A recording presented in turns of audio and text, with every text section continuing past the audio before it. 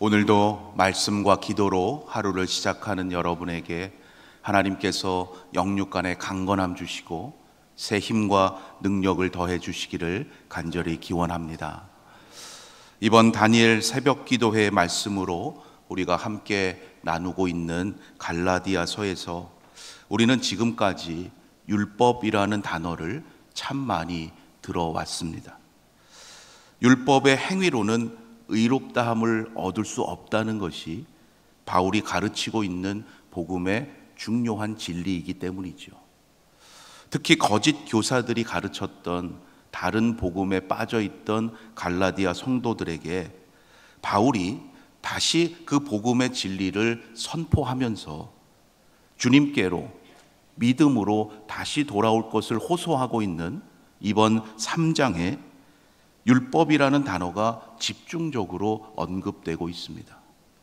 이쯤에서 바울이 말하고 있는 율법이 무엇인가 한번 점검해 볼 필요가 있습니다.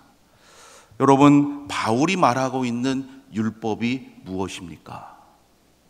이렇게 물어보면 대부분 법이요 정도로 말하시는 분들이 많습니다. 물론 넓은 의미에서는 그럴 수 있지만 우리가 갈라디아서를 통해서 조금 더 분명하게 이해할 필요가 있습니다. 신약에서 우리말로 율법이라고 번역되어 있는 헬라어는 노모스라는 말인데요, 이것은 구약 히브리어 토라를 번역한 말입니다. 따라서 바울이 율법이라고 말할 때 이것은 보다 구체적으로 유대인들에게 있었던 경전, 토라를 말한다라고 이해하셔야 됩니다. 토라는 지금 우리가 가지고 있는 구약 성경에서 가장 먼저 등장하는 5권의 책, 즉 창세기, 출애굽기, 레위기, 민수기, 신명기, 이 5권의 책을 말합니다. 전통적으로 모세로부터 주어졌다고 해서 모세 오경 혹은 모세 율법이라고도 하는데, 이것이 바로 지금까지도 유대교에서 가장 중요하게 여기는 문서입니다. 바로 여기에 그들이 지켜야 할 모든 것들이 들어있다고 여기기 때문이에요. 토라는 이스라엘의 유대교의 자부심이자 의무이고 삶의 기준이자 복의 원칙이었습니다. 복 있는 사람을 노래하는 시편 1편의 말씀 한번 생각해 보십시오. 150편으로 된 그 시편이 바로 이것으로 시작하는 거예요. 복 있는 사람이 누구냐? 오직 여호와의 율법을 즐거워하여 그의 율법을 주야로 묵상하는도다. 우리는 이것을 율법, 넓은 의미에서 하나님의 말씀이라고 이해하지만 당시 유대인들에게 있어서 이 율법은 토라를 말하는 것이었어요. 성경 전체에서 가장 긴 장이 어디입니까? 시편 119편이죠. 모두 176절로 되어 있습니다. 이것이 그냥 된 것이 아니라 히브리어 알파벳 22개의 그 순서에 따라서 각 단락마다 동일하게 8절씩으로 아주 정교하게 의도적으로 구성되어 있는 거예요. 성경 전체에서 가장 긴 시편 119편의 내용이 뭐냐? 바로 이 토라가 얼마나 좋은 것인지, 그 율법을 공부하고 묵상하는 것이 얼마나 귀하고 복된 일인지를 찬양하며 노래하는 것이 그 내용이에요. 이스라엘의 역사로 보면 특히 바벨론 포로지에서 돌아와서 에스라에 의해서 영적 부흥이 일어났을 때 그들은 율법, 그 토라를 통해서 그들의 영혼이 다시 살아나는 것을 체험한 바가 있습니다. 이후 유대인들이 박해를 받고 디아스포라로 흩어져야 했을 때 그들은 어디를 가나 회당을 세워서 그 율법, 토라를 가르치고 배우게 했던 거예요. 이러한 그들의 역사 속에서 토라에 대해서 가장 열심을 내었던 사람들이 바로 바리새인들이었던 거예요. 어제 말씀에서 언급되었었죠. 바울이 바로 그 바리새인이었어요. 율법에 관해서라면, 즉 토라에 대해서는 스스로 나는 흠이 없다고 고백할 정도로 누구와 비교해도 자신 있다고 장담하던 사람이 바로 바울이었어요. 바울은 그의 삶에서 실제로 그 토라 율법을 외우고 공부하는데 자기의 목숨을 걸었던 사람이에요. 여러분, 오늘 우리도 하나님의 말씀을 귀하게 여기죠. 열심히 말씀 배우려고 노력하고 읽고 공부합니다. 그런데 여러분, 정말 그 일에 우리의 목숨을 걸진 않잖아요. 왜 그렇습니까? 그것을 통해서 우리가 구원받는 건 아니기 때문이에요. 그렇게 한다고 우리가 의롭다함을 얻을 수 있는 것이 아니기 때문이에요. 만일 그러하다면 여러분, 그냥 있어서는 안 되죠. 무엇보다 하나님 말씀 외우고 여기에 목숨을 걸어야 되는 거죠. 그 차이가 있는 거예요. 그러했기에 바울은 그리스도를 만나고 나서 자신의 목숨을 걸었을 정도로 그렇게 여기던 토라가 과연 무엇인지를 비로소 깨닫게 된 것이고, 하나님이 왜 그러한 율법을 주셨는지 자신이 깨달은 이야기를 다른 이들에게 하고 있는 거예요. 그래서 하나님께서 바울을 그 일을 위한 사도로 세우신 거죠. 충분히 바울이 전하고 있는 이 이야기를 들을 가치가 있는 사람이기 때문이에요. 어제 말씀에서 바울은 구약의 여러 구절을 인용했습니다. 토라가 요구하는 행위를 통해서는 왜 아브라함의 복을 받을 수가 없는지, 왜 하나님께서 약속하신 그 복을 세상으로 흘려보낼 수 없는지를 설명하기 위해서였어요. 오늘의 말씀은 그 설명에 대한 연장선상에 있습니다. 어제의 설명이 보다 신학적이고 이론적인 차원이라고 했다면, 오늘의 설명은 보다 실제적이고 그들의 일상생활을 예로 들어서 당시 사람들에게 보다 익숙한 언어와 방식으로 다가가고 있는 거예요. 15절 말씀에 보면 먼저 바울은 당시 사람들의 관례의 범위에서 유언장과 상속을 비유로 해서 율법과 약속의 관계를 설명합니다. 율법과 하나님의 약속의 관계를 설명하는 거예요. 당시 어떤 사람이 한번 적법하게 유언장을 작성하고 나면 아무도 그것을 무효로 하거나 거기에다 어떠한 것도 더할 수가 없었습니다. 바울은 하나님의 약속을 당시 이러한 유언장에 비유하고 있는 거예요. 한번 적법하게 작성된 유언장은 함부로 무효화하거나 다른 것을 더할 수 없다는 것이 오늘 말씀의 핵심이에요. 바울은 이 원리를 가지고 16절과 17절에서 하나님께서 이미 아브라함에게 주셨던 그 약속이 얼마나 유효한 것인지, 그 약속의 영원한 효력에 대해서 당시 갈라디아 성도들에게 설명하고 있는 거예요. 바울은 하나님께서 가장 먼저 아브라함에게 주셨던 그 약속이 이스라엘에게 그 이후로 주셨던 율법을 넘어서는 훨씬 더 큰 효력을 가지고 있다고 말하고 있는 거예요. 그 가운데 특별히 우리가 잘 이해해야 할 말씀이 있어요. 하나님께서 약속하신 그 내용을 설명하는 중에 바울은 한 단어를 특별히 강조하고 있습니다. 16절에 나오는데요, 그 약속은 아브라함과 그 자손들을 통해서 이루어지는 것이 아니라고 말하죠.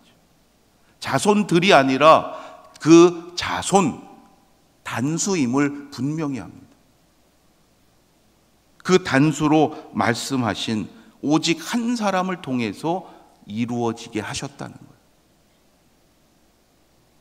그가 바로 누구라고 말하고 있습니까?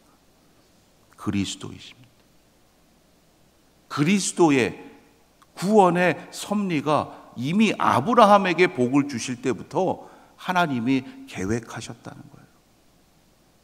아브라함을 통해서 하나님의 약속대로 장차 모든 민족이 복을 받을 것인데, 그 약속이 장차 어떻게 이루어진다고 하신 것인가? 바로 예수 그리스도를 통해서라는 거예요. 율법이 아니라. 아브라함을 통해서 약속하신 하나님의 그 복은 따라서 율법이 아니라 오직 예수 그리스도를 통해서, 예수 그리스도에 대한 믿음을 통해서 우리가 받을 수 있다는 것입니다. 18절 말씀이 오늘의 본문 단락에 있어서 사실상 결론과도 같습니다. 여러분, 18절 말씀 우리 다 함께 한 목소리로 한번 봉독하면 좋겠습니다. 만일 그 유업이 율법에서 난 것이면 약속에서 난 것이 아니리라. 그러나 하나님이 약속으로 말미암아 아브라함에게 주신 것이라. 아멘. 아브라함이 받은 유업은 율법을 통해서가 아니었습니다. 여러분 잘 아시죠? 오직 하나님의 약속을 통해서 아브라함은 거저 받은 거예요. 그의 믿음을 보시고 의롭다 여겨주셨고 그에게 선물로 거저 주셨던 거예요. 바울은 아브라함에게 하나님께서 은혜로 거저 주셨던 그 약속이 오늘 우리에게까지도 유효한 것이라고 말하는 겁니다. 중간에 율법이 있었죠. 그러하지만 그 율법이 하나님의 약속을 폐할 수도 없고 어떠한 것도 더할 수 없기 때문이에요. 여러분, 오직 예수 그리스도를 통해서만 하나님의 그 약속이 이루어짐을 믿으시고 그 믿음대로 담대히 전하시기를 바랍니다. 바울의 때나 오늘 우리의 때나 하나님께서 아브라함에게 처음 하셨던 그 약속은 예수 그리스도를 통해서 영원한 효력이 있기 때문입니다. 바울은 오늘의 말씀을 통해서 율법과 약속의 차이를 분명하게 설명합니다. 하나님께서 아브라함을 통해서 미리 정해 주신 이 언약은 토라보다 430년이 앞선 것이라고 말하죠. 그 우선권을 생각해서라도 당연하다는 말이에요. 그렇다면 질문이 생기죠. 율법은 왜 주신 겁니까?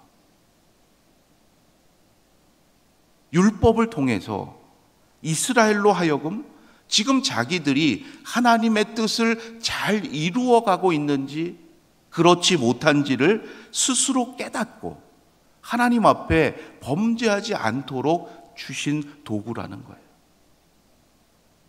율법을 통해서는 따라서 생명을 얻거나 의롭다함을 얻을 수는 없는 것입니다.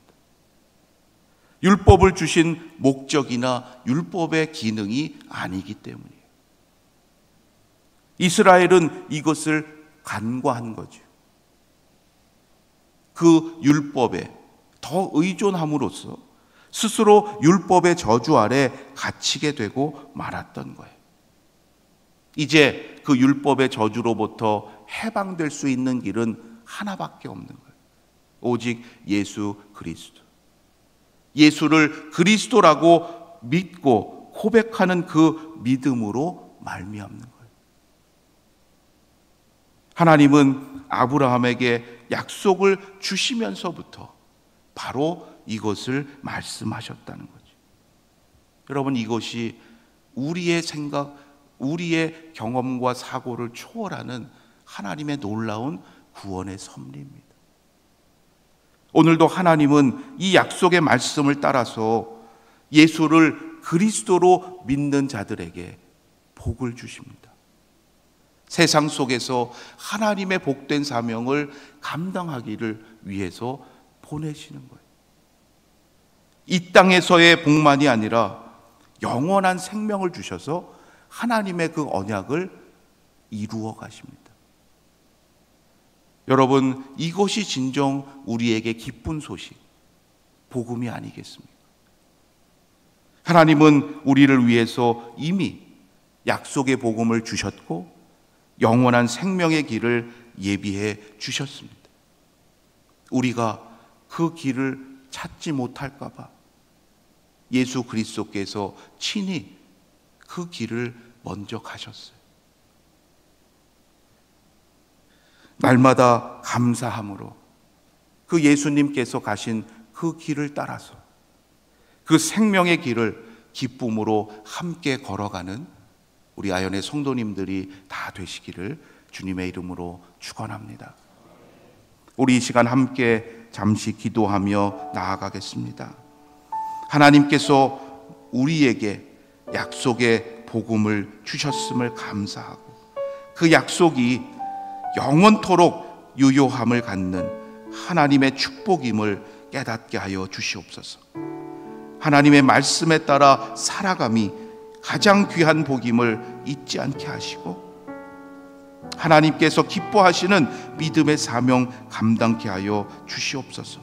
하나님, 이 땅에서의 복만 구하는 자 되지 않게 하시고 영원한 생명 주신 하나님의 은혜에 날마다 감사하며 예수 그리스도를 따라 생명의 길을 기쁨으로 걸어가는 저희들 되게 하여 주시옵소서. 우리 오늘 주신 말씀 기억하며 주님의 이름을 한번 크게 외치고 우리 합심으로 기도하며 나아가겠습니다. 주여! 하나님, 저희들을 위해서 이미 아브라함의 때로부터 하나님의 복을 허락해 주심을 감사합니다.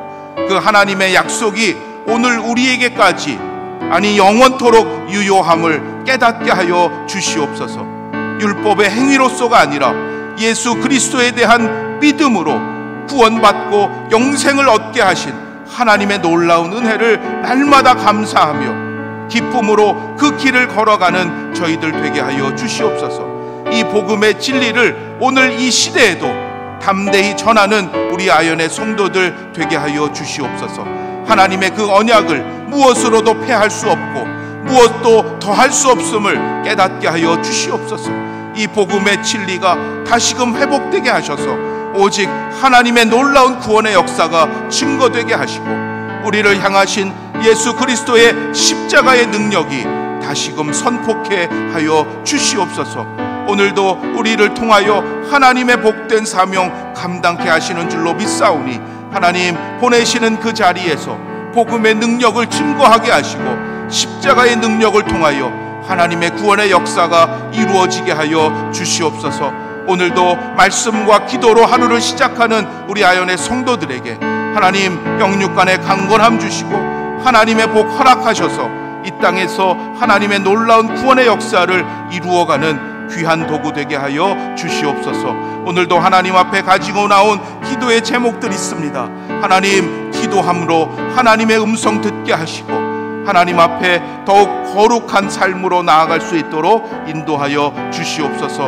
하나님, 기도하는 중에 하나님의 뜻 더욱 분별할 수 있도록 지혜와 능력 더하여 주시고 하나님 주시는 능력으로 오늘 하루의 모든 삶도 넉넉히 감당케 하여 주시옵소서. 하나님, 저희들을 사랑하셔서 아브라함의 복을 통하여 믿음으로 구원받을 수 있게 하심을 감사합니다. 특별히 오늘 이 시대에도 세상 속에서 하나님의 복된 사명 감당할 수 있도록 하나님 지혜와 능력을 더하여 주시고 영원한 생명 주신 하나님을 날마다 찬양하며 기쁨으로 나아가는 저희들 되게 하여 주시옵소서. 오늘도 가지고 나온 기도의 제목들이 있습니다.